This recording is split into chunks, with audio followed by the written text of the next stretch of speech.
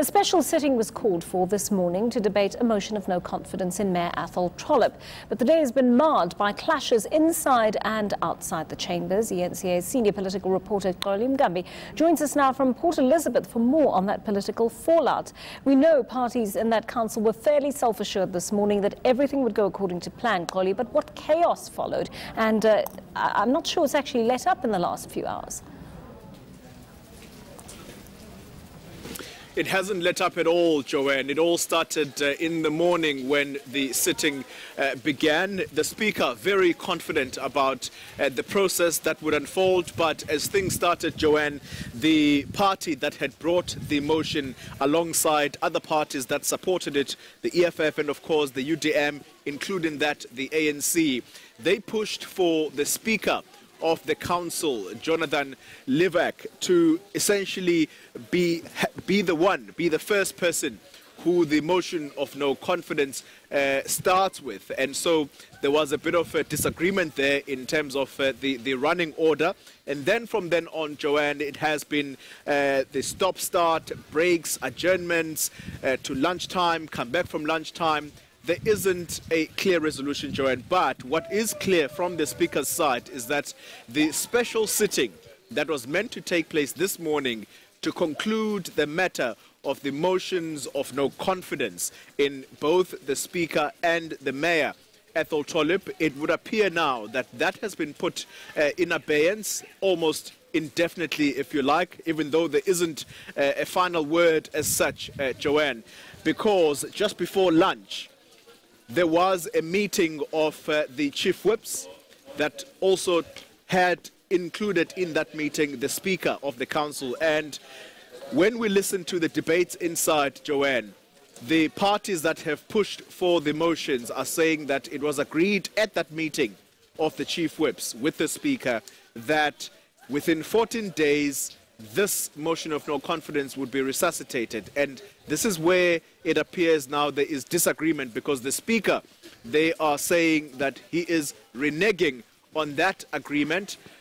On the other hand, the DA is saying that, look, we have given this party, we have given the parties who are bringing the motion forward here the opportunity to have the running order actually happen the way that they want in order just for things to proceed, Joanne. So they were saying that the matter of the Speaker being the person who is going to have the motion of no confidence voted for first, even though it was the last matter on the agenda, we are willing to push it back up to number one.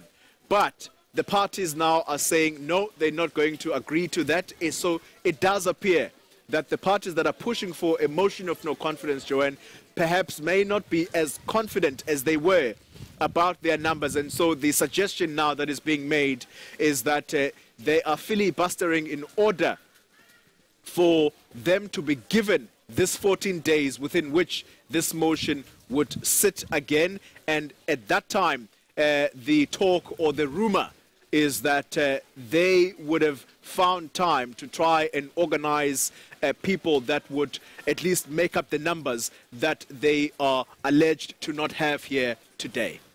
Another issue that came up today very strongly, Xoli, was the issue of whether these votes were going to take place by secret ballot or not.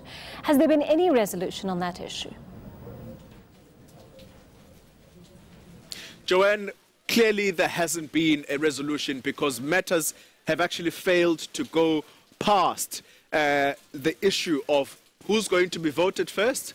And when that particular matter seemingly is now the one that is holding up the process, there isn't word, Joanne, really on the matter of whether or not, if indeed a motion were to go ahead now, whether it would be held in secret or not. The DA, on the other hand, through Musi Maimane, the leader of the Democratic Alliance, who has been here throughout the day, he's saying that, look, democracy is about transparency. So we would want to know, as a DA, who is going to vote which way, because this is part and parcel of democracy. When we question him about whether or not people would not be vilified, people would not be victimized, even those perhaps that may belong to the DA but may feel strongly that they don't agree with the DA, how would those people be accommodated if it were to happen that they were to vote with the opposition, and therefore doesn't it make the case stronger for a secret ballot to take place? Well, Maimane is of the view that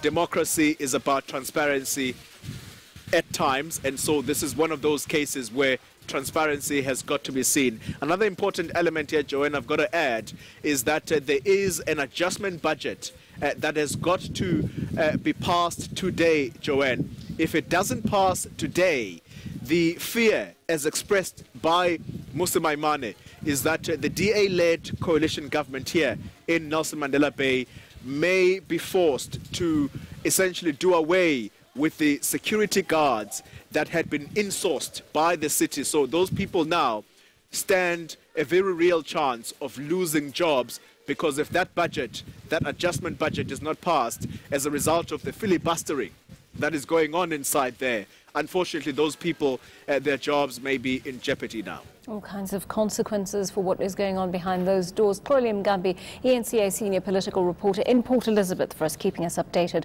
on what is happening in those chambers.